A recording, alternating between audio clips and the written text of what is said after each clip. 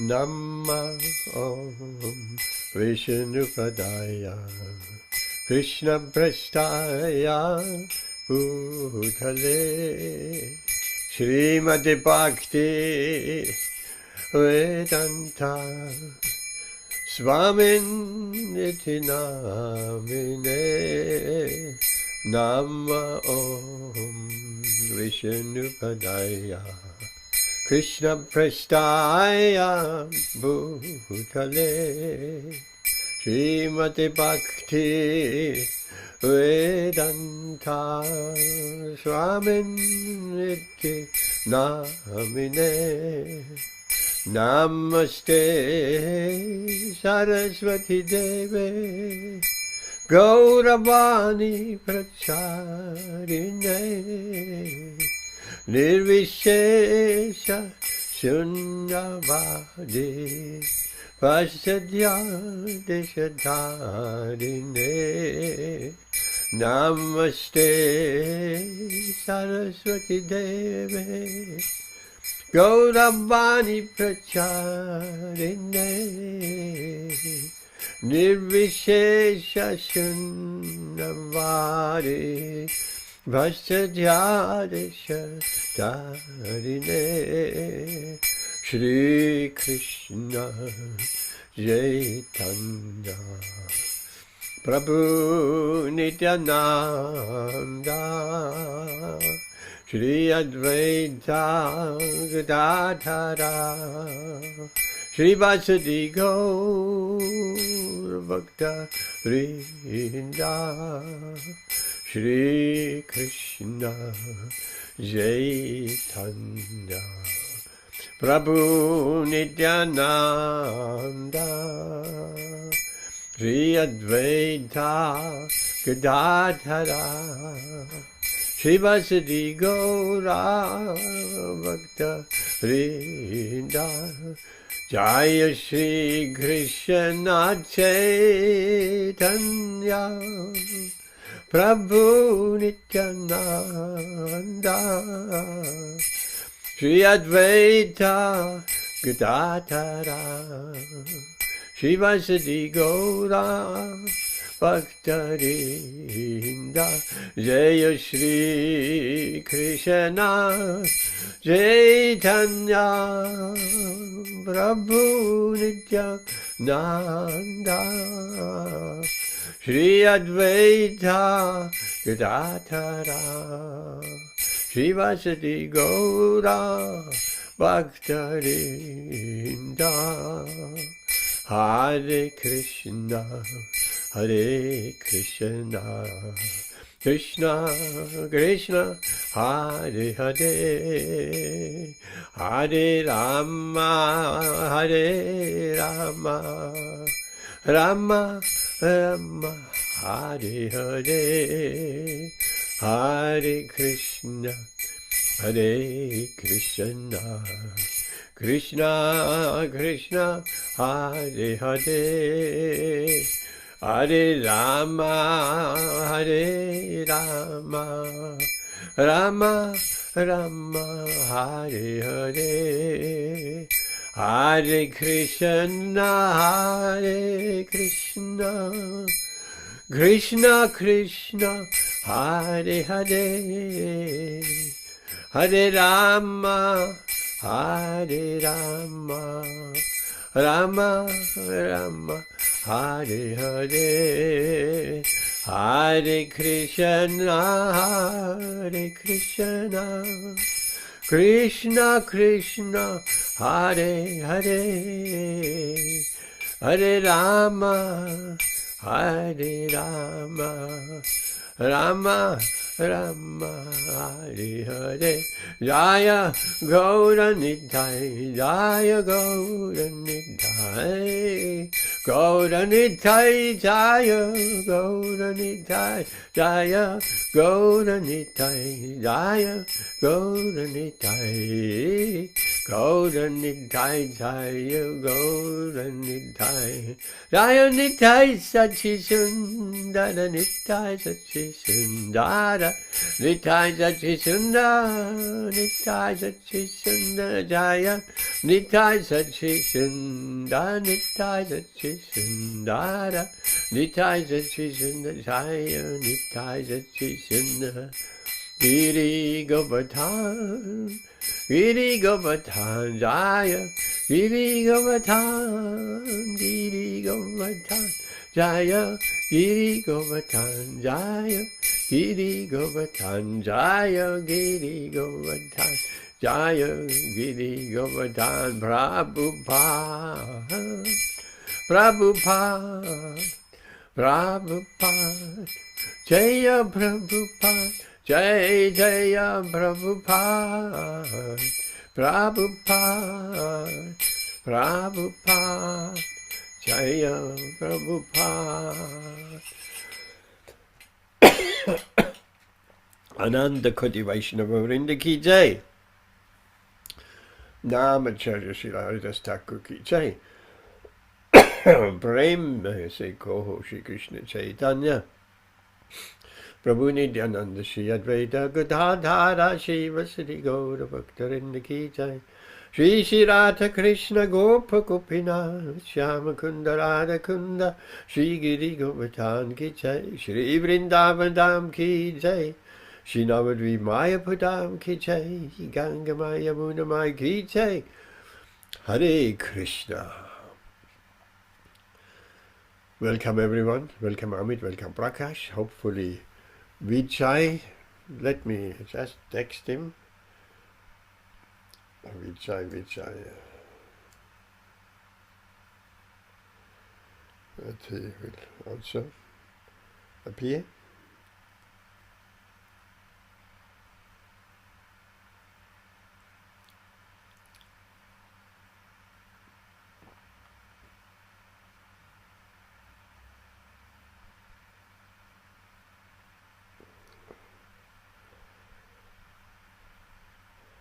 Okay,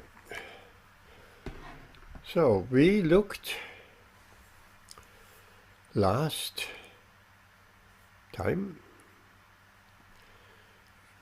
session we looked at Bhagavad Gita 18th chapter, the conclusion, the perfection of renunciation. I'll read that verse just to get the connection. Om Namo Bhagavate Vasudevaya. Om Namo Bhagavate Vasudevaya. Om Namo Bhagavate Vasudevaya.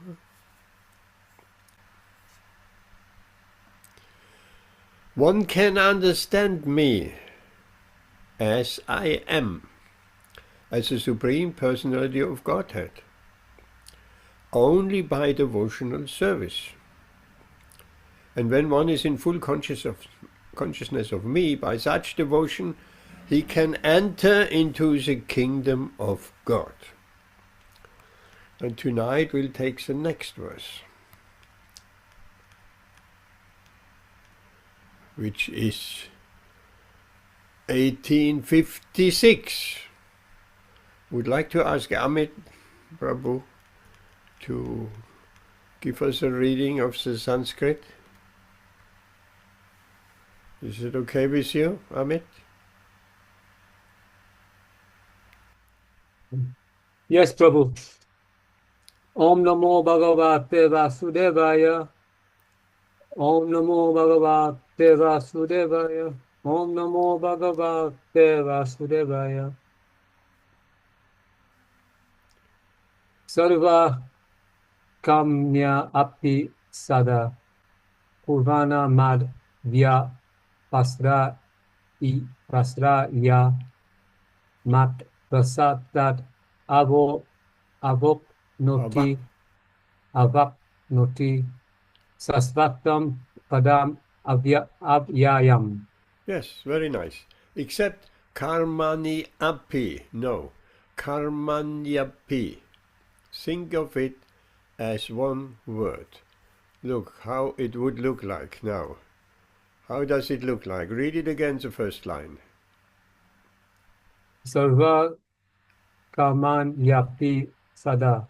That's how you should read it when you see the Y and the A. Just think of it like you have seen it now as one word. And then you get the pronunciation right. Okay. Who has come? Vijay. Hare Krishna. Welcome. Hare Krishna. So, Amit.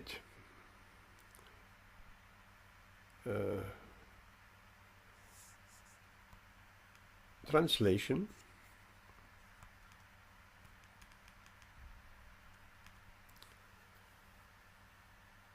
Though engaged in all kinds of activities, my pure devotee under my protection reaches the internal and imperishable abode by my grace. By my grace. Purport. By His Divine Grace, A.C. Bhaktivedanta Swami Srila Prabhupada Ki Jai. Amit. Okay, Prabhu. So bear with me, sir, Prabhu. The word? The word mat, mad, ya, pas, daya means under the protection of the Supreme Lord to be free from material contamination. A pure devotee acts under the direction of the Supreme Lord or his representative, the spiritual master. There is no time limitation for a pure devotee. He is always 24 hours a day, 100% engaged in activities under the direction of the Supreme Lord. To a devotee who is thus engaged in Krishna consciousness, the Lord is very, very kind. In spite of all difficulties, he is eventually placed in transcendental abode, or Krishna Loka. He is guaranteed entrance there. There is no doubt about it. In that supreme abode, there is no change. Everything is eternal, imperishable, and full of knowledge. Hare Krishna. What a nice purport by Srila Prabhupada. Amagyanatimirandasya Gyananjana Shalakaya Chakshur Unmilitam Yena Tasmai Shri Gurave Namaha Shri Chaitanya Manopishtam Stapitam Yena Bhutale Swayam Rupakatamayam Dadadi Svapadantikam Vandeham Shri Guru Shri Yudapada Kamalam Shri Gurun Vaishnavamscha Shri Rupam Sakrachadham Zahagana Ragunatan Vitam Tam Sachivam Zadvaitam Savatutam Parichana Sahitam Krishna Chaitanya Devam Shri Radha Krishna Padan Sahagana Lalita Shri Vishakan Vitamscha Hey Krishna Karuna Sindhu Dina Bandhu Jagadvate Gopisha Gopika Kanta Radha Kanta Namostute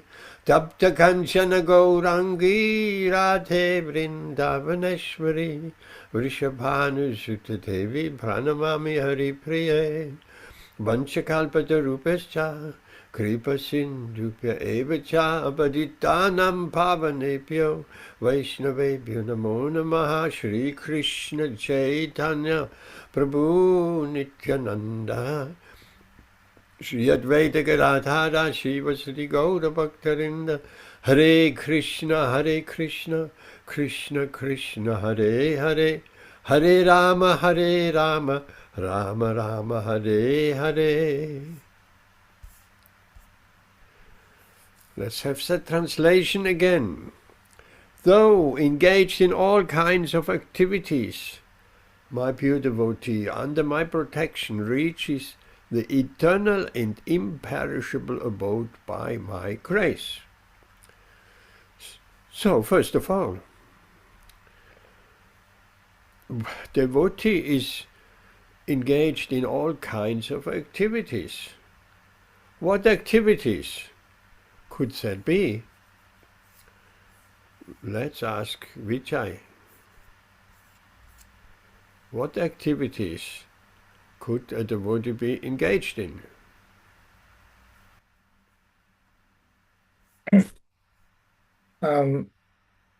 Spiritual service. Give examples. Kirtan, deity worship, Yes, chanting holy mantra, yes,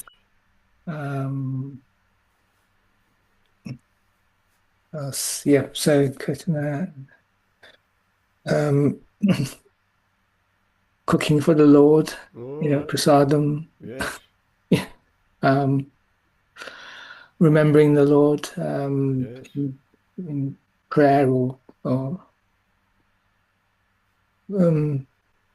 visiting service to the servant, so serving the Vaishnavas, doing some service at the temple maybe, or yes, very nice. Serving the Vaishnavas. yeah. What else? I was gonna maybe what else can they do? When they're preparing food, Yes. preparing it nicely, so maybe blessing the food, maybe putting a tulsi leaf in the food and offering it to the Lord, and then so Offer it to the Lord, put yeah, tulsi leaves on it, and yeah, then offer yeah, it to the Lord, yes. yeah.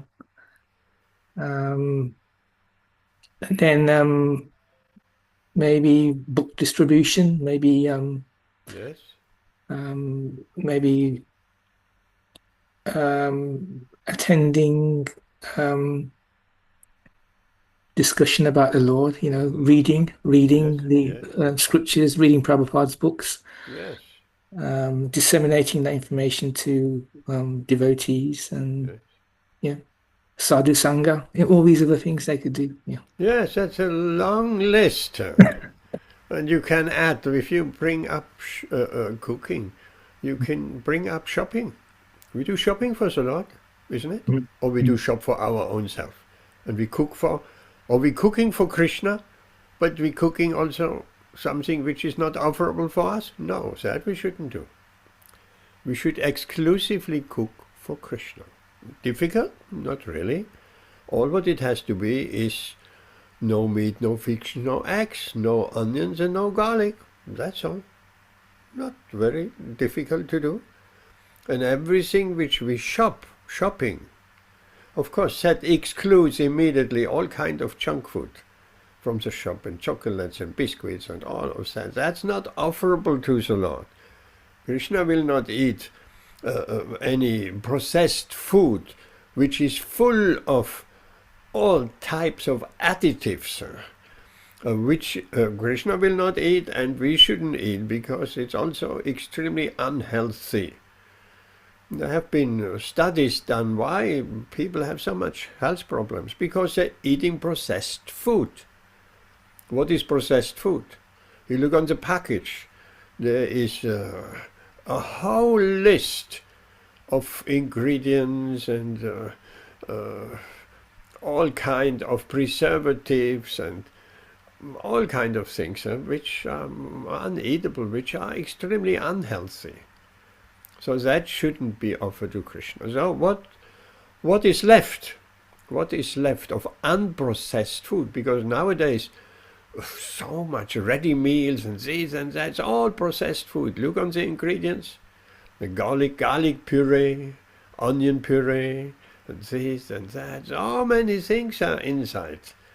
And we offer that to Krishna and we eat it and think Krishna has accepted. No, Krishna will not eat junk food.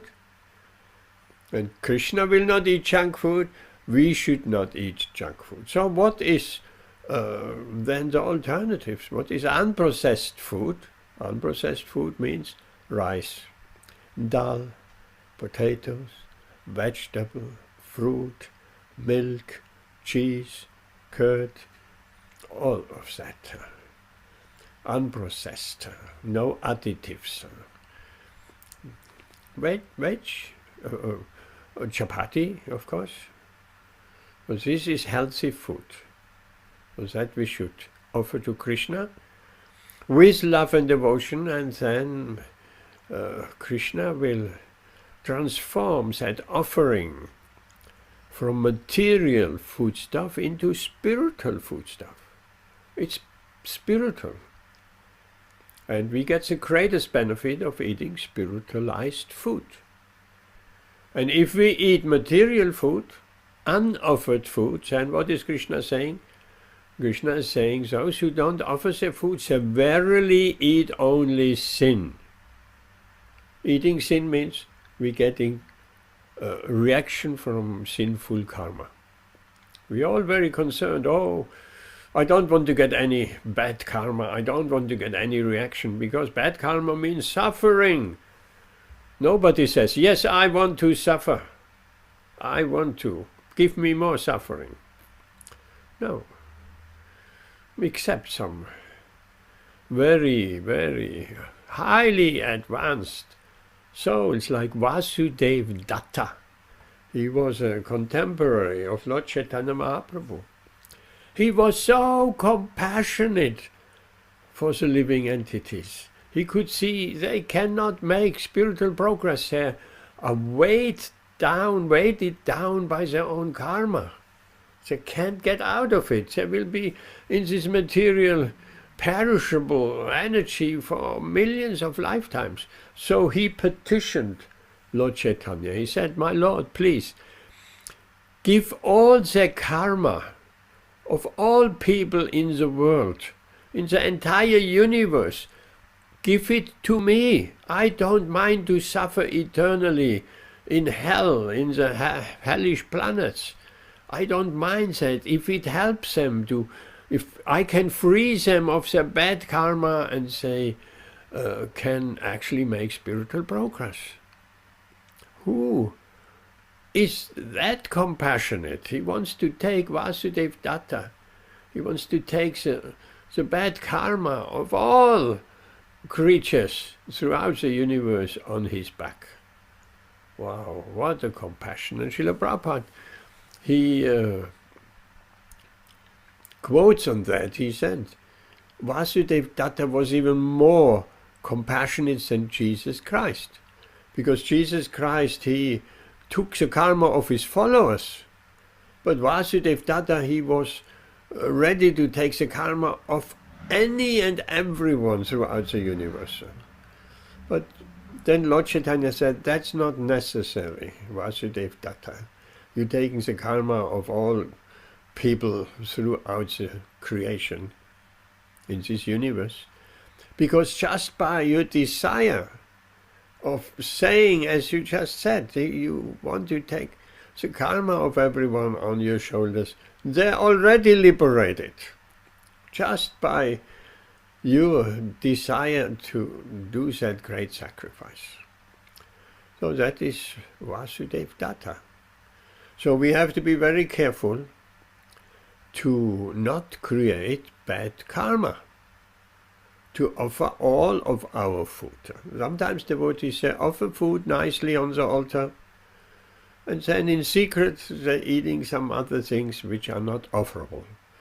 That maybe at the beginning it may be like that. Why is it? Because we are addicted to all kind of food, and the whole food industry, they purposely make us addicted. They're putting all kinds of substances in, particular sweets and sugar. Lots of sugar is addictive.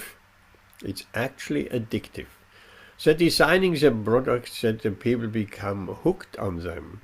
They become totally addicted to that taste, and they're buying that product again and again and again, and their health goes down and down and down. So, only unprocessed food for Krishna. That kind of food which the inhabitants of Vrindavan are offering to Krishna. Of course, they are in a pristine environment, say 5,000 years ago, or what to speak in the spiritual world. They have wholesome, everything wholesome, uncontaminated. Nowadays, even our veg our vegetables is contaminated, or we're getting organic. That's the best, organic for Krishna. Not sprayed with so many chemicals to make it easy to keep the bugs away. So that is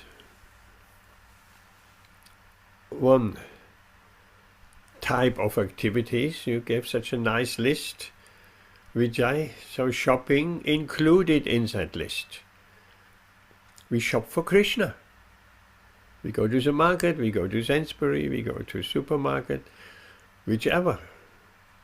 Or the Indian shops on the street. Also nice small shops. Nice fresh veg and fruit we're getting. And while we shopping for Krishna, because we're meditating, I will cook some nice preparations for Krishna. Today I will cook some nice vegetable, saag, paneer, sabji, dal, chana dal, tur dal, whichever. So we meditate when we go shopping. So shopping becomes a part of our devotional activities. And when we prepare the dishes for Krishna and put in front of him, of course, that's easily identifiable as a devotional activities. When we wash the plates, when we wash our plate, when we clean the house. How come when we clean the house, that is also devotional service? Because if we have a little altar at our house, or even if we don't, we should have an altar, at least a picture altar. We should have a picture of Gaur-Nitai, Lord Chaitanya, Lord Nityananda, or Panchatattva. So 5, Shri Krishna Chaitanya Prabhu Nityananda, Shri Advaita Gadadhara, Shri Vasari Gaura Bhaktarinda. So 5 personalities, Lord Chaitanya, Nityananda, Advaita Acharya, Gadadhara, and Srivas Thakur. That we can have a picture of Panchatattva. Or if you have a picture, a photo of Sri Nitai Sachi Sundar from the Hare Krishna Center, put a picture there. Then there should be a picture of Nrsimhadev. And then there should be the Guru Parampara, Srila Prabhupada. Next, on the right, Srila Bhaktisiddhanta Saraswati. To the right, Srila Gokidas Das Babaji. And more to the right, Srila Bhakti Vinod Thakur. And you can have a picture also of Chakrinath Das Babaji on the far right. So that's a parampara through which Krishna's mercy comes to us. And when we offer actually to Srila Prabhupada, Guru. The offering goes to Guru. And the meditation is, Srila Prabhupada, he presents said foodstuff which is offered to Krishna, or rather to his spiritual master, and he to his spiritual master, and his spiritual master, his spiritual master, and then it ends up for Krishna, or Lord Chaitanya and Lord Nityananda, also Krishna. So that's the process of offering our food. And if we can establish, we are regulated enough, we can establish a little bit of breakfast, some lunch and some dinner. That is very nice. Of course, we can make some sweets as well. So that the Lord enjoys that. And then it comes back through that chain of disciplic succession from Krishna down to Srila Prabhupada, and it comes back to us. And then once Krishna has eaten, then we are able to eat that foodstuff. And if we need to do something very, very quick, we spoke many times about it, then we just chant over the foodstuff, Hare Krishna, Krishna Krishna, Hare Hare, Hare Rama, Rama Rama, Hare Hare, 3 times. And if we want to make an elaborate offering, and we should learn that, if we have a nice altar at home, then we should learn Namo Mahavedannaya Krishna Prema Padayate. And the next prayer, Namo Maha Vadanyaya Krishna, Namo Brahmanaya Go Brahmana Hitaya Cha, Jagaditaya Krishnaya Govindaya Namo Namah. These mantras can be all found. Offering mantras. You can even Google Hare Krishna offering mantras, and they will all come up. So, shopping, offering food, cleaning the house.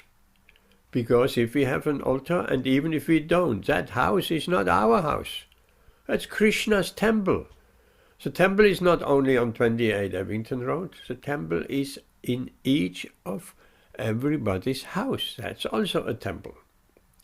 So sweeping and cleaning, all of that becomes a devotional activities, because our house is a temple of the Lord, where we chant Hare Krishna, where we offering prasad, where we eating prasad, respecting prasad. We don't really eat prasad, we're respecting prasadam.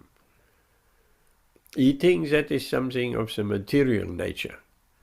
Everybody is eating to satisfy their tongue. But we not eating, we're respecting what Krishna has given us as Mahaprasad. We honor it, we honor prasadam, we're respecting prasadam. Devotees will never say, I'm eating prasadam. No, I'm honoring prasadam. Because we have to honor, because prasadam and Krishna are non-different. That's interesting. Krishna and his prasadam are non-different, because Krishna, the absolute truth, he is everything. He is an offering, he is a paraphernalia, he is himself, Krishna, of course, his associates included, his pastimes, all of that, that's all Krishna, but particular, the holy name, that's Krishna. And if we chant some rounds at home, that alone makes our home a temple. So we have a temple at home. We chant Hare Krishna mantra. How many ever rounds we committing? 4, 8, 9, 12, 16. And if we're not on 16, we should make plans to come to 16 in this lifetime.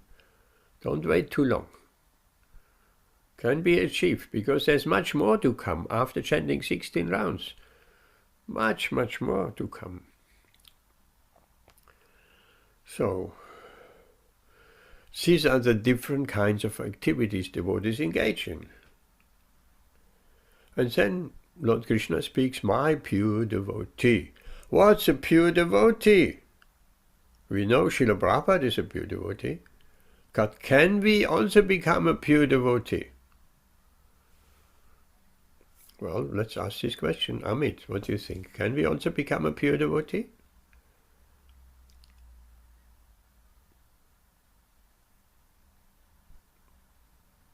Amit? Can we become a pure devotee? Yes, that's the question. Yeah, I think we all can try to become a pure devotee. Yeah, okay, try. We should try. We should try, but can we become a pure devotee?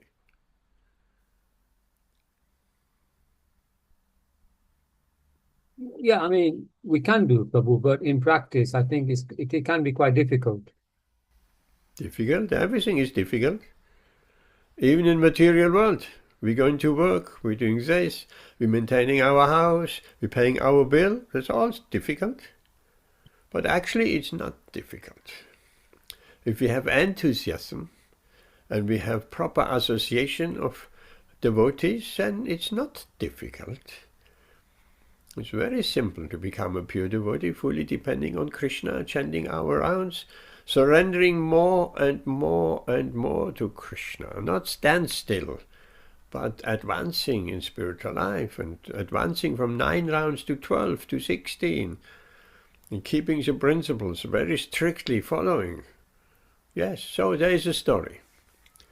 Srila Prabhupada was chanting in his room, and a devotee was chanting in the corridor. He could hear Srila Prabhupada, and he was just, it's wonderful. If we chant in the corridor, walking up and down or sitting down, and we'll hear Srila Prabhupada chanting in the next room. Oh, how nice is that? Sometimes devotees, there is a tape or 2 tapes of where Srila Prabhupada chants japa. Hare Krishna, Krishna Krishna, Hare Hare, Hare Rama, Rama Hare. That's very nice. If you have difficulties concentrating while chanting Hare Krishna mantras, then you can put that tape on in the background, and it just feels like you chanting with Srila Prabhupada. So that devotee, he was chanting, basically he was chanting with Srila Prabhupada. Srila Prabhupada in the next room, he in the corridor. And at one point, while chanting, some urge overcame him. He was wondering, can I also, I know Srila Prabhupada is a pure devotee, but can I also become a pure devotee? He didn't know the answer. That urge overcame him. And he knocked on Srila Prabhupada's door.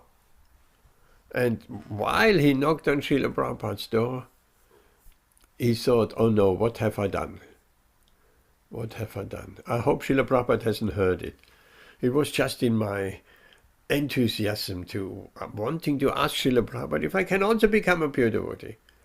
But from inside the room, Srila Prabhupada's voice sounded, yes. So he had to go. So he opens the door, and there was Srila Prabhupada chanting his japa, walking from one end of the room to the next end of the room, beat back in front, and Hare Krishna, Krishna Krishna, Hare Hare, Hare Rama, Rama Hare Hare. When he reached the window, he turned around and beat back in front, and Hare Krishna, Krishna Krishna Hare. He had created a wonderful atmosphere. The spiritual world, the pure devotee chanting Hare Krishna, and it was just a Vaikuntha, beautiful atmosphere. And that devotee, he felt all timid, and he crouched in the corner like a little mouse. He didn't expect such an overwhelming atmosphere. And after some time, Srila Prabhupada stopped where he was sitting and said, so?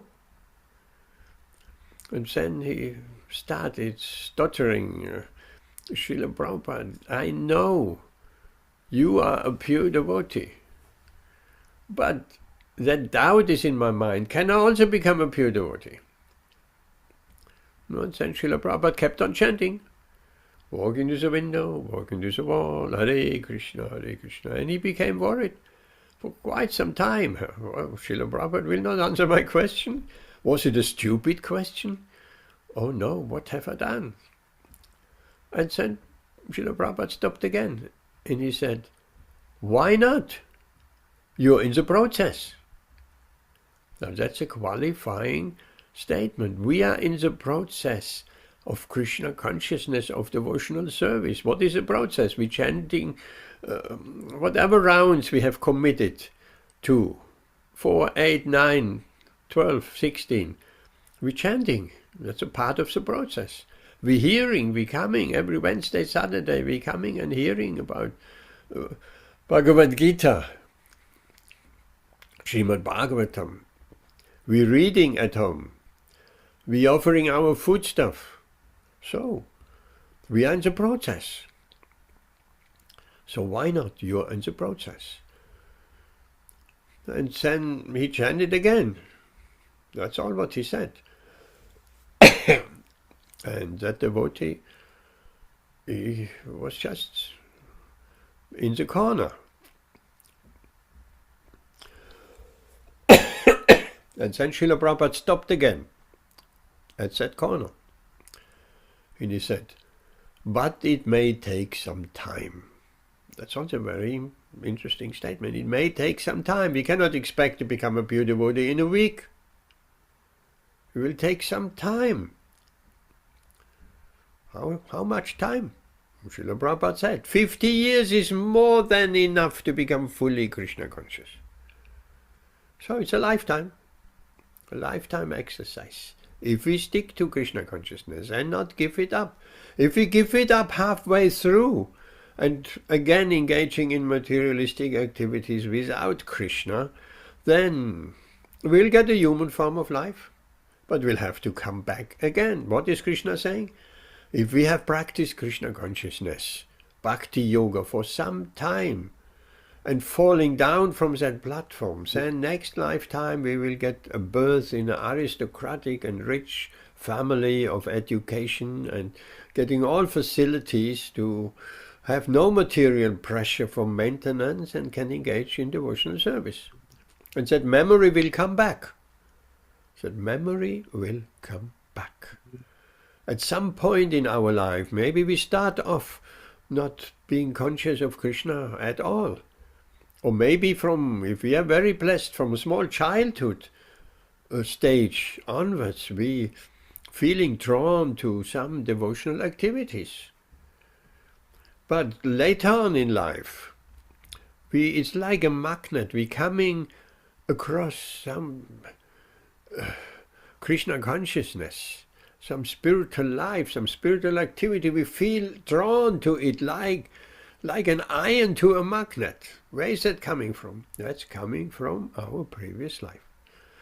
So in short, if we have practiced Krishna consciousness and don't continue, then we'll get a good birth next lifetime.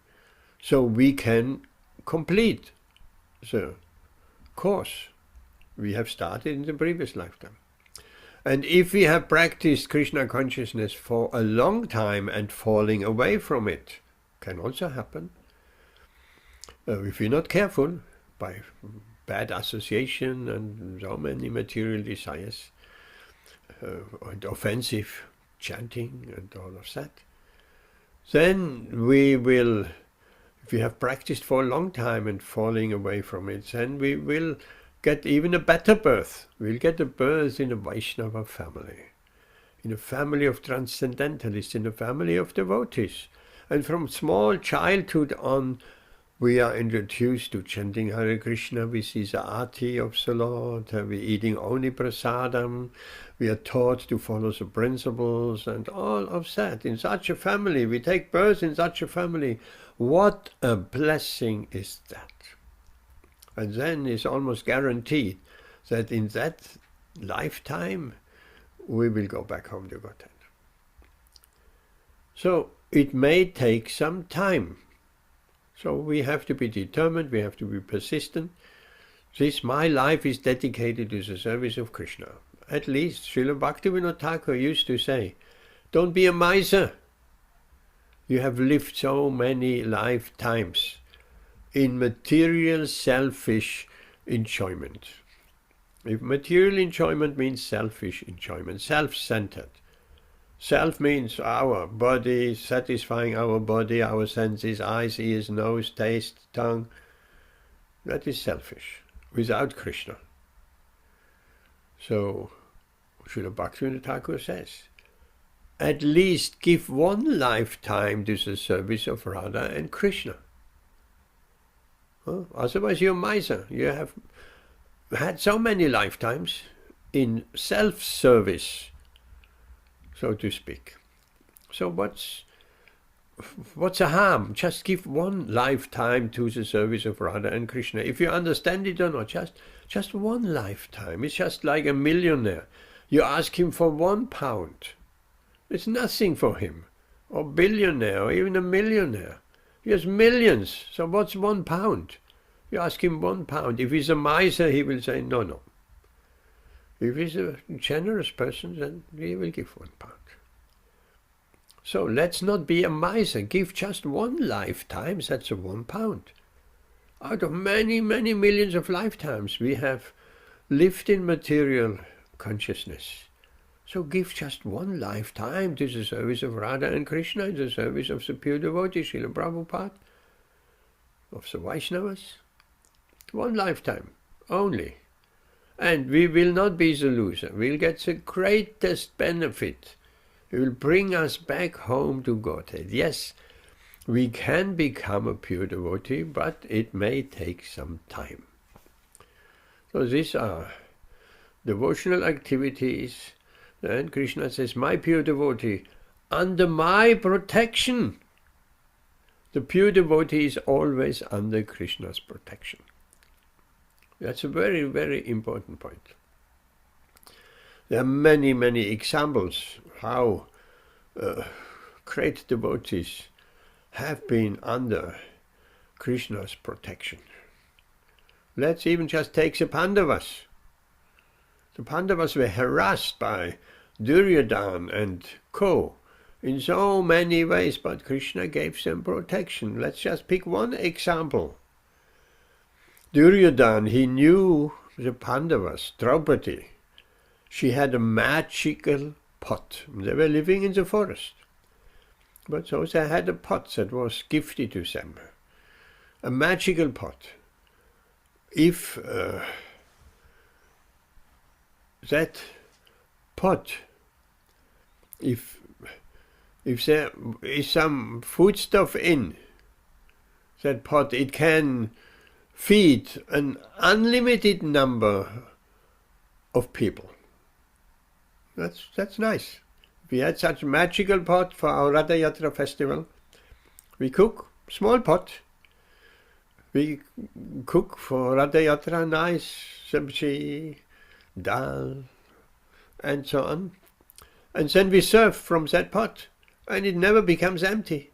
We serve, and we serve, and we serve, and the magical pot. However many plates of prasadam we want to fill, it will always fill.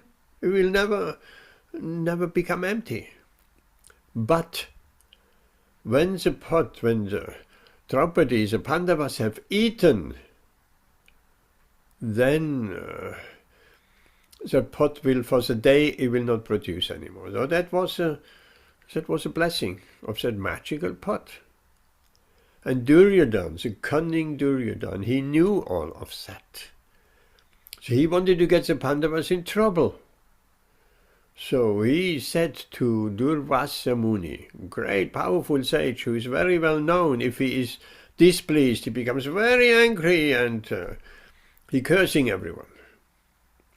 These yogis, these munis, they're very powerful personalities. They can control their tongue, they can control cold and heat, they control their sex desire, but anger is not that easily controlled. So just see. Still anger is there, because they're following the yogic path, not necessarily devotional service, where even anger can be controlled very easily. So, he said to Duryodhana, said to Durvasa Muni, why don't you visit the Pandavas in the forest? You are not that far away, also in the forest. Sages always stay in the forest. Why don't you visit them? They have prepared a big feast. And who doesn't like a big feast? If we hear there's a big feast, most people going to weddings because there's a big feast, isn't it? So, there is a big feast in the forest, but he told them to go when the Pandavas had actually eaten that day. He knew that. They're eating around 12 o'clock at lunch. So he sent Durvasa Muni at 2 o'clock. Come at 2 in the afternoon, come in the afternoon, a big feast waiting. Why did he do that? Because he knew the pot will not produce any prasadam. And it wasn't just Durvasa Muni. Durvasa Muni had 10,000 disciples. Wherever he went with his 10,000 disciples. So, really, if you invite Durvasa Muni with his 10,000 disciples, you must be prepared to cook for 10,000 rishis. And they're very hungry. They're eating big portion. 10,000 of his disciples. If you cannot provide that, then Durvasa Muni will curse you. That was Duryodhana's plan. The Pandavas have eaten, nothing in the pot anymore, and Durvasa Muni with his 10,000 disciples, he comes in the afternoon expecting a big feast, and there's nothing there, and he will be disappointed, he will curse the Pandavas. That was his idea. So, horrible to get others in trouble. The demons and the materialistic people, they're always thinking of getting others into trouble. Devotees is just the opposite. They're thinking of everybody's welfare. They're thinking of helping others in trouble. The devotee's nature is para dukkha dukhi, which means he feels the suffering of others. The devotee feels, not just sees it on TV, or he has so much compassion, he feels when others are suffering. In material consciousness, everybody will tell you, well, what are you caring about others? You just care about yourself, care about your family to the most. That you care. What is outside your family, that has nothing to do with you, because that is an identity. I, me and mine and my family, my children, perhaps my dog. There it ends. And people do that. I've seen. Here, very next to me even, at the temple, said people, they keep the house, I think so, reasonably clean, and once they're stepping outside the front door, they're throwing rubbish on the floor. They don't throw rubbish on the floor in their house. They throw rubbish on the floor. It's outside the home. They don't care. Outside, nothing. That's not my home. They only care my wife, my children, my home. That's what they care. Of course, any conscientious man or woman, particular devotees, their home is the whole world. Meaning, they care for Mother Bhumi, Mother Earth. They don't want to inflict pain on Mother Earth. When they have any rubbish, they take it and put it in the bin where it belongs. Not throwing it out on the ground. So many people I've seen. They're driving in the car and they're eating something and just throwing it out of the window, the packaging. What a consciousness is that? They don't care. For them, only what they care, they wouldn't throw it in the car, on the floor. No, that is my home. My car is my home. But what is outside, I'll just throw it out of the window. And if you tooting them, they become very angry. They might even stop and coming with some baseball bats. What, you dare? Why are you tooting me? So these are all very, very selfish and self-centered people. So, Krishna knew about what Duryodhana's plans were, of course. Krishna is in the heart of everybody he knows. So, he invited them. And then, in the afternoon, suddenly in the forest with the Pandavas, Durvasa Muni and his 10,000 disciples came.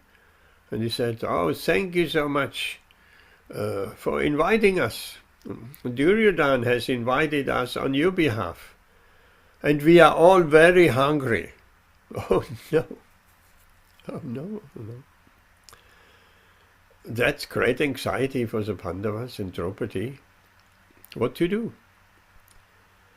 The Muni has come with his 10,000 disciples and we have eaten and the pot will not produce anything anymore. And they are hungry, very hungry, and they will curse us. We have so much difficulties in the forest. And on top, the Durvasa Muni will curse us. What to do? So Draupadi surrendered, devotee. She prayed to Krishna. Hey Govinda, hey Govinda. If we're in trouble, we can do that too. If we're in trouble, we say, hey Govinda, hey Krishna, hey Govinda. And because Krishna was a friend of the Pandavas, he immediately came, in person, right in front of Draupadi. Oh, You called me. What can I do for you? And she explains the situation. And then Durvasa Muni, in the meantime, he took his disciples and went to the nearby river to take a bath. And when they returned from the bath, they were expecting to have a big feast. So in that time where they took their bath, and Krishna says, show me, because Krishna knew about that pot. Show me that pot. Is it empty? Prabhupada says, yes, we have finished. It will not produce anything anymore. So show me that pot. And then Krishna inspected that pot. And there was a piece of vegetable or rice, a grain, stuck to the rim of the pot. That wasn't actually completely empty. And Krishna says, give me that piece of vegetable, that grain of rice. And he took that grain, he took that vegetable, and he ate it. And as we know, Krishna is the soul of the universe. If Krishna is satisfied, then everyone in the whole universe is satisfied. So Krishna, he ate that rice, and all of a sudden, all the rishis with Durvasa Muni, who just stood in the water taking their bath, they were so hungry before. All of a sudden they felt so full. They were so full, they felt, because Krishna is satisfied, and then automatically they were also full and satisfied. And then they thought to themselves, why are we suddenly so satisfied? We're not hungry anymore. We are as full as if we had just taken a big feast. And then Durvasa Muni and they thought, what if we go now to, after our bath, we go into the Pandavas and there is a big feast there, which of course it wasn't, but they didn't know. There's a big feast there and we cannot eat, then the Pandavas will be very upset with us. So we cannot do that. We are full, we cannot eat anything anymore. Like sometimes if there's a big feast, we are filled up. And if someone comes, take something more. No, enough. I had enough. So they felt like that. And then they decided, we cannot go back to the camp of the Pandavas. Let's just quietly disappear back out of the forest. That's what they did, and the Pandavas were saved by Krishna's grace and by Krishna's protection. That's what it means, to be under Krishna's protection. There's so many stories to be under Krishna's protection. Like Krishna states in Bhagavad Gita, Ananyas chintayantumam ye jana paryupasate tesham nidya yuktanam yogakshemam vyaham yaham. He says, my devotees, I supply what they lack, and I maintain what they have. Wow, that's big words. A materialistic person will immediately think, oh, that is nice. All my riches will be maintained, and if I have any desires of a new, I just saw when I traveled today, a brand new Lamborghini, whatever you pronounce it, being very, very low, flat car. People spending maybe 200,000 on a car. Amazing. They don't know what to do with their money. So that materialistic person may think, oh, if Krishna says he will provide what I lack, well, I lack a Lamborghini. I lack a 15-room villa, house, and so many other things.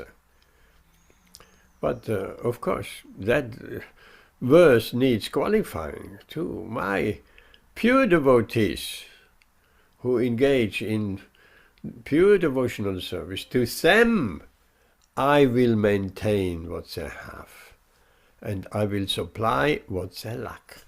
There are others that are saying, that Krishna will supply spiritual inspiration and maintaining our enthusiasm and like that.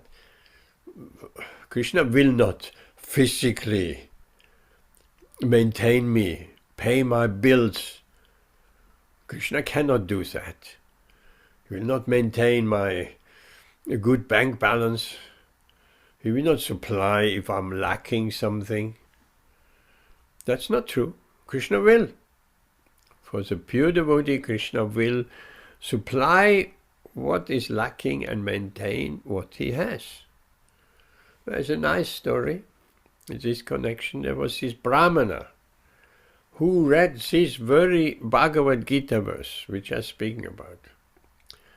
And he couldn't understand it either. Krishna personally will supply what I'm lacking? How is that possible? I've never seen a thing like that. I never heard of a thing like that. There must be some mistake in the Bhagavad Gita. So he took a pen and he crossed it out. First of all, we don't, Hare Krishna return, Prabhu. We don't use a pen in our Bhagavad Gita. The Bhagavad Gita is a holy, holy book. We treat it like that. I have seen some persons making notes in the margin of Bhagavad Gita. No, we cannot do that. If we want to make some notes, we'll take some tack, this paper which sticks, this yellow note tacks, and we can write on them and stick them on certain pages in the Bhagavad Gita. And it can be all over the place, so many notes, but not directly in Bhagavad Gita writing, because that's not an ordinary book. It's Krishna. The Gita is not different from Krishna, and we should actually honor the Bhagavad Gita, keep it in a clean and sacred space in our home. We can put the Bhagavad Gita on the altar. There have been stories where devotees didn't have any deities and they wanted to make an altar. They had a program, public program, but no, not a picture that didn't arrive, and so what to do? And then they put Bhagavad Gita on the altar. A few Bhagavad Gitas as an altar, as a deities. And later on, Srila Prabhupada, he approved of that, yes. Same thing. You have deities there, you have the Bhagavad Gita there. Bhagavad Gita is non-different from Krishna. As much as a Mahamantra is non-different from Krishna too. So, writing in Bhagavad Gita, no. Notes on separate paper, yes. If we study Bhagavad Gita carefully, yes, and some notes is a good way of remembering certain things, again, deeper and deeper. Reading Bhagavad Gita is one thing, just reading like we're reading any other book. But we should actually study Bhagavad Gita, going deeper into the secrets of Bhagavad Gita, and then Krishna will reveal himself. We'll see things in the pages of Bhagavad Gita we never have seen before, as if it writes itself right in front of our eyes. I had experiences like that, that the Bhagavad Gita, so much revelation. Krishna reveals himself through the heart. Is not a problem. Very easy for Krishna. Is in the heart of all living entities. If he wants to reveal some truth, he can do that. Or else through the heart. We have recently discussed it. Krishna, there's a verse in Srimad Bhagavatam. Krishna from within the heart of his pure devotees, he makes all their experiences ever fresh and new. That is nice. We always strive for freshness and newness. We've spoken recently in a talk. That freshness and newness, everybody wants that. Nobody wants second-hand, old stuff. We want new, fresh things. So, but it's Krishna, it's not the things which are new and fresh. Krishna within the heart of his pure devotees, he makes their experiences in this material world, whatever it is, always fresh and new. And therefore, advanced devotees say are always enthusiastic. Ritual Prabhu asked recently a question with enthusiasm, and it has come up several times. Because sometimes it appears like devotees losing their enthusiasm and things becoming mechanical and hackneyed, and so then we have to, of course, look what is the cause of that. But that freshness and newness, Krishna, if he is pleased with a devotee, he makes from within the heart all our experiences, all, not just some things, everything he makes fresh and new. And then we are inspired, we are enthusiastic. Wow, everything is fresh and new, nothing is hackneyed. So many revelations, so much insight, so many beautiful, everything. That's what we want. That is Brahman platform, as Srila Prabhupada explains, that freshness and newness. So back to that Brahman, who couldn't understand how Krishna is applying personally to those who are surrendered unto him. He's supplying what they lack. And that Brahmin was very poor family. They just went begging every day for a little bit of flour and some rice and to maintain themselves. So very poor. So he couldn't understand. So he crossed it out that enough for today, Bhagavad Gita, I take my bath. So he went to the river to the Ganga to take his bath.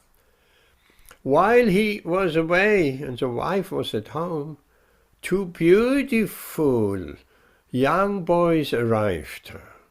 So beautiful to look at, with turbans and garlands around their neck and armlets and ankle bells, and absolutely like dancers, like actors on the stage they appeared. So beautiful, even peacock feathers in the turban, decorated, and garlands hanging here and there. And they arrived and they were carrying some baskets, big baskets, full of vegetables and fruits and milk products and everything one can only want. And she was surprised. What's that? Oh, your husband sent us to bring you all these things for making some nice foodstuff. What, my husband? My husband, where he's getting these things from? He's a poor man. We're scraping to get even one meal a day. No, your husband, he sent us to bring you all this, but we have to go now. And she said, no, why you want to go now? If that is true, my husband sends his foodstuffs, I will cook something, stay here, I will feed you. And I said, no, we have to go, otherwise your husband will beat us again. What? She said, what, my husband beat you? I said, yes, look. And they showed their back, and there were streaks, like with a whip, all over their back. And she was in horror. How can my husband be so cruel? These beautiful, young, tender boys, he beats them? And then these two boys, now we have to go. If your husband comes back, he will beat us again. So they quickly went and disappeared. In a moment they were gone. And she couldn't understand what's going on. So she was cooking with all these ingredients, and she sat down and eating, taking her meal. That is not done in Vedic culture. And even I have experienced that in Western culture. In my family, when I was a small boy, we as children were not allowed to eat. Until father was at the table, he started eating, that was a sign we could also eat. So that was the rule, even in Western society. So Certainly in Indian society, in Vedic society, the wife is not eating until the husband has started his prasadam, or finished even. So when the husband came back from his bath in the Ganga and he saw his wife eating, he said, "What's that? I've never seen that. You eating and I'm not even at home?" And she just looked at him and said, "You are so cruel." And said, "What do you mean? And where you got all these ingredients from? All the vegetables and rice and dal and ghee and butter and everything, fruit also, plenty, 2 basketful." And she said, "Well, you send it." These beautiful boys came. And they brought it here, said that your husband is sending us to bring you all this. And then I wanted to go, and I asked them, "Please stay, I cook for you." And they said, no, we are afraid your husband will beat us again. And they showed me the beating marks on their back. And then, by the description of these 2 boys, said Brahman could understand this was Krishna and Balaram supplying what we are lacking. Foodstuff. I had no faith. Krishna will actually supply what we are lacking.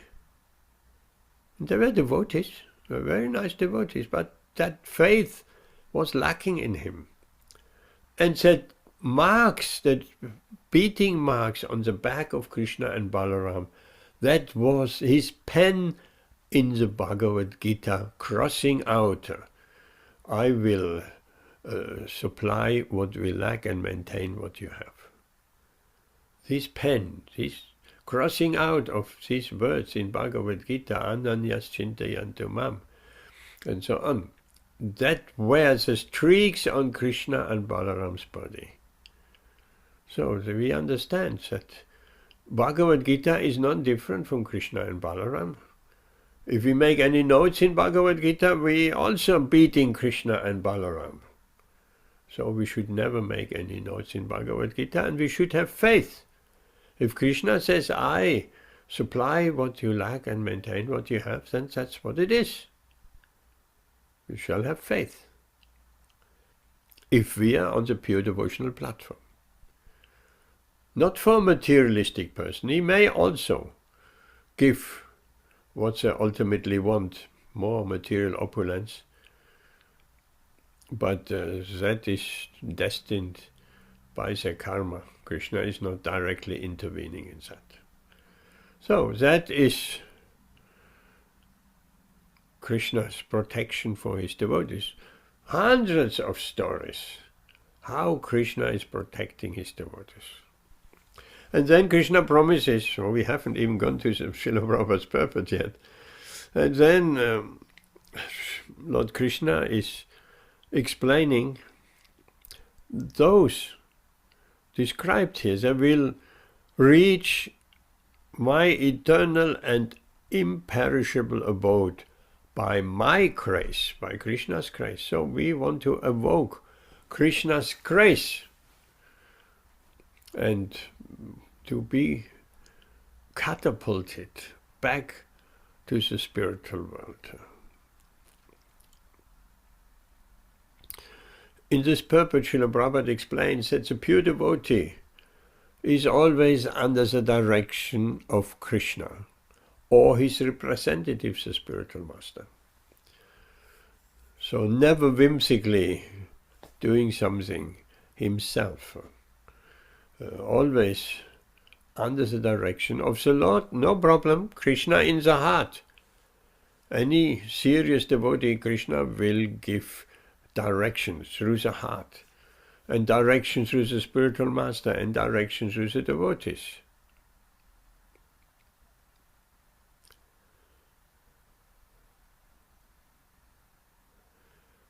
The devotee is always 24 hours a day, 100% engaged in activities under the direction of the Supreme Lord. And such a devotee, Srila Prabhupada explains, Krishna is very, very kind. Very kind. In fact, Krishna is Suridam Sarvabhutanam, the friend of all the living entities, friend and well-wisher. So very kind. So even if there's some difficulties, eventually Krishna will take those devotees back home to Krishna Loka. Guaranteed. There is no, Srila Prabhupada said, there is no doubt about it. Yes, we can go back home to Godhead in this very lifetime, if we want. And in that supreme abode, there is no change. Everything is eternal, imperishable, full of knowledge, full of bliss, shining. That is that supreme abode. Now let's see if there are any questions. Ritu and Prabhu, any questions?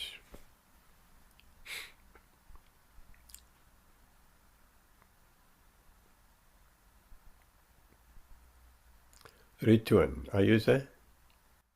Yes, Prabhuji. Yes. Any questions? Basically, I joined late because we had some other issues going on. Sorry, Yes. Prabhuji. Yes. Were you discussing the Yogakshema Bahamyam? No, we're discussing Bhagavad Gita, what we followed on from last session, Oh, okay. 10:55, so tonight it was 10:56.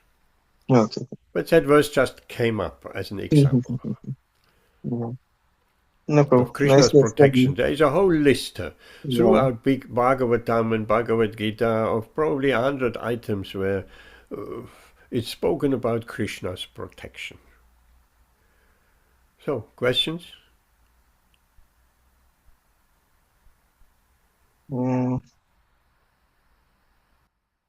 Prabhuji, no questions as such. You have explained about, enthusiasm, conviction that Krishna protects, and that Krishna not only protects but also provides whatever a devotee needs. What I wanted to just add, not add, in fact, just one realization. Yes, also I heard from others that many new, like when I was new to Krishna consciousness, I had the reading this verse or hearing from others, I used to think that Krishna gives whatever the devotee wishes. So on one hand, it is true, definitely Krishna,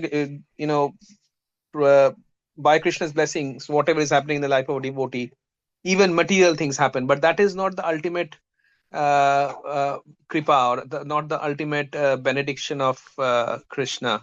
The ultimate benediction is Krishna even gives Krishna prem, and it say that to a pure devotee, Krishna gives himself to the pure devotee.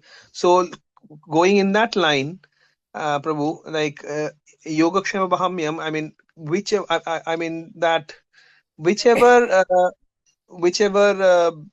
thing, or whichever, a devotee can ask for anything, a neophyte devotee can ask for anything, but if Krishna sees that particular material or whatever the devotee is desiring is not conducive to his Krishna consciousness, not favorable, or will take him away from Krishna consciousness, Krishna will not give that. So initially, devotees who are new or sometimes might be bewildered that I have been worshipping Krishna for so long, serving Krishna for so long, but I asked for this, but Krishna didn't give. But later on, when the devotee matures in Krishna consciousness, he or she realizes that if I was given that what I wanted, it might have been worse for me. It might have taken me away from Krishna consciousness, or it might have made me leave the Krishna consciousness and go deeper and deeper in Maya. So Prabhupada also mentions Krishna is like a father, like a parent.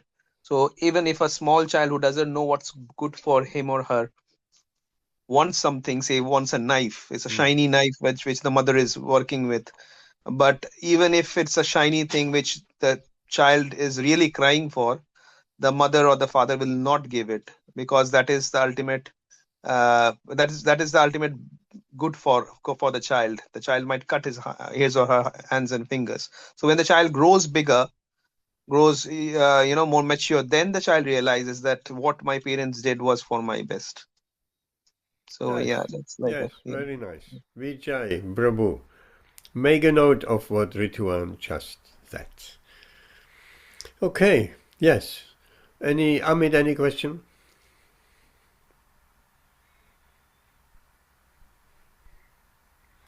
Amitji? No problem. No question. Yes, I think there is one verse that reminds me of, with the protection of Krishna, is I think it's 622 or 23. Basically says that in that joyous state, one is situated in boundless transcendental happiness and enjoys himself through transcendental senses. And then I think when you're in position in this, even when you're in your difficult time, it helps you cope, with problems in life. Yes. So you can get protection through Krishna that way. Yes, beautiful. Yes.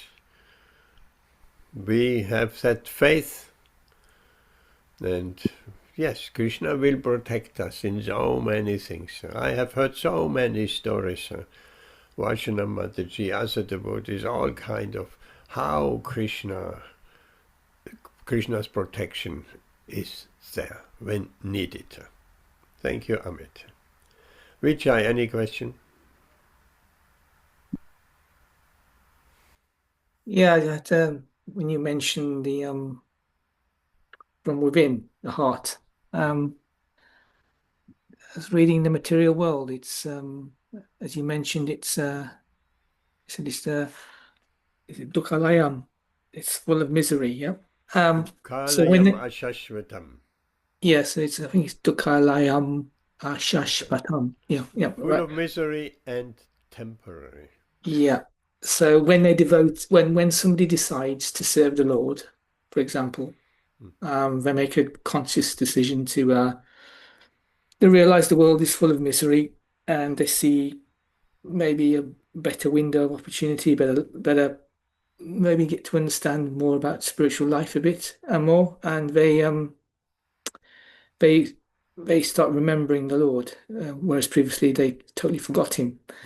So they start to maybe it takes sprouts within the heart, maybe not their mind, but their heart motivates them to do spiritual service. So when the Lord, who's situated within the heart, when he sees that happening, for example, Yeah. does he give the devotee the intelligence to make progress, to go even further? But does that also mean, the second question is that does the Lord actually also witness the activities, but also experiences the same desires that you do? Is Okay, that? nice question, sir. Yeah. Second question. Mm. In short, yes, Krishna is Paramatma Antaryami. Vishnumurti in the heart, he remembers. He sees all the activities. He takes note of all our activities, good and bad. Your first question.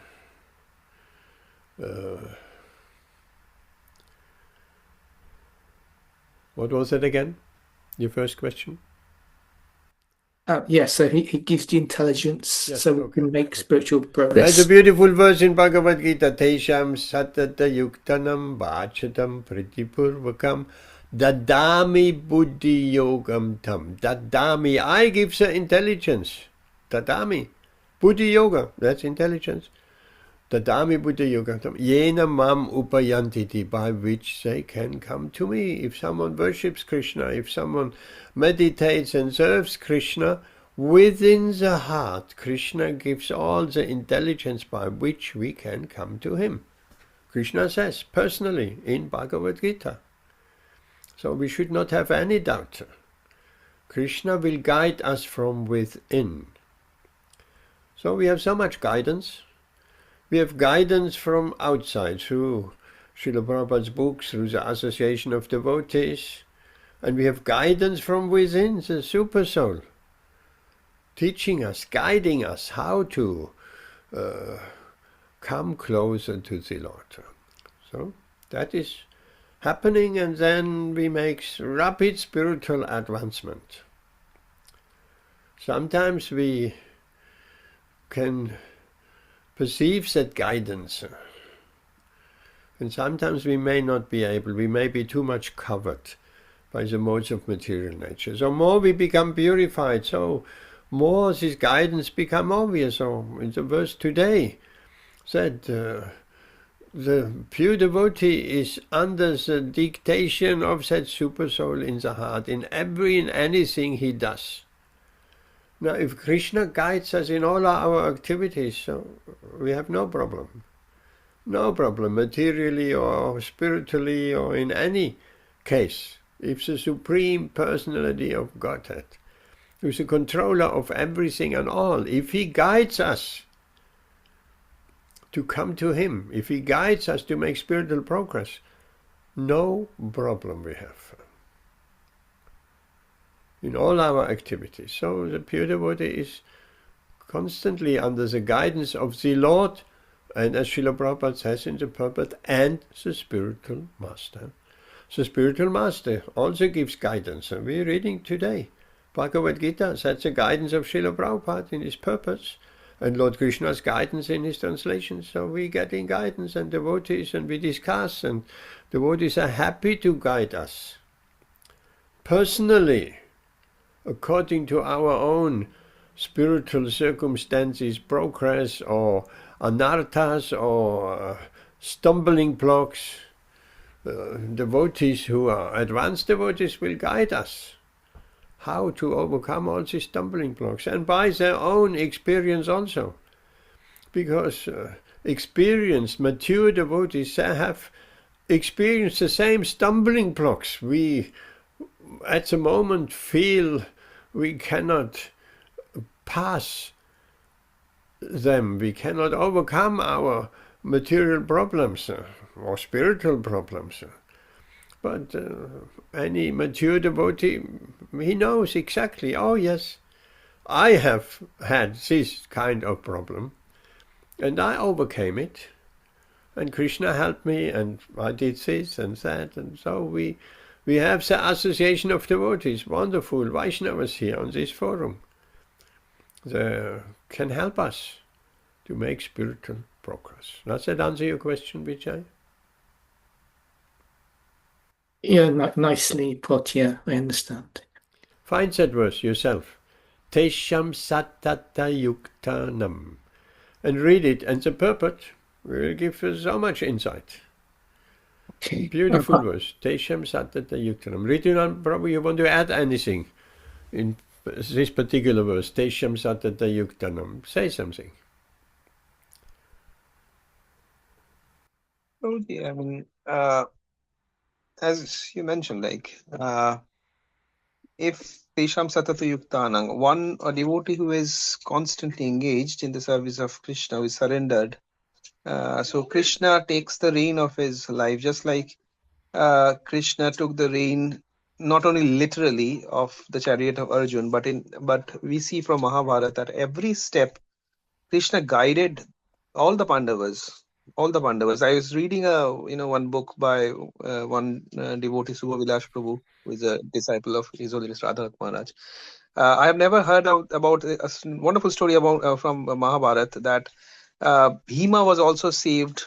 I mean, we know that Bhima was also saved by Krishna multiple times, but this was like, when during Kurukshetra, I think it was Ashwatthama or somebody, Ashwatthama, who released the Narayanastra, and it was said the Narayanastra is the most powerful astra, even powerful than Brahmastra. So, and the Narayanastra, as it was approaching the Pandava Sena, the army, like people were like, it was like, destroying that army in milliseconds. So everybody rushed, the Pandavas rushed to Krishna, and Krishna said the only way to confront this Narayanastra is to surrender to the Narayanastra. Just like Krishna's holy name and Krishna is indifferent. So Narayanastra being the weapon of Lord Narayan is indifferent from Lord Narayan. So the only way you can basically pacify this weapon is to surrender to the astra, to the weapon. So all the Pandavas and all the Pandava Sena, so hearing Krishna's words, Yudhishthira Maharaj and Arjun, they all told everybody, basically ordered everybody that just leave your weapons at that place where you're standing and just surrender, just pay your obeisances to the weapon. So everybody did, and everybody was spared. Only Bhima was there, who, like, out of his, because of his nature was like that. He's a great devotee, he's a pure devotee, but he said that I am a Kshatriya. So Kshatriya should never in a battlefield would never forego his weapon. So he stood with the mace, the gada, and his weapons. And basically the Narayan was approaching him, because all of the armies, all the soldiers of the army have surrendered. So he was the only one. So Narayanastra was targeting him, and then he realized at one point that it's not possible for me. Then again he started praying to Lord Krishna, and Lord Krishna came, and literally he just held Bhima by his hand and pulled him out and say, just leave your weapons and pay your obeisances. So and when he did, the Narayanastra became pacified. So at every step, even during doing their occupational duty, so called, like they were Kshatriyas and they were fighting. So Krishna was there, as because all the Pandavas were surrendered. Krishna was there at every step of their life to guide them. So if you gain the guidance of Krishna, so what else do you need? So it was a nice story that I came across. Thank you, Ritu and Prabhu. What a beautiful story. Yes, the devotees say accepting voluntarily the guidance of Krishna. If we have the guidance of Krishna, then our life is successful. I think that's a good note to stop our session tonight. Thank you very much for being here. Jayanti Bai also, yes, Hare Krishna. And we'll see you on Saturday. Thank you. Hare Krishna. Hare Krishna. Everyone. Hare Krishna. Hare Krishna.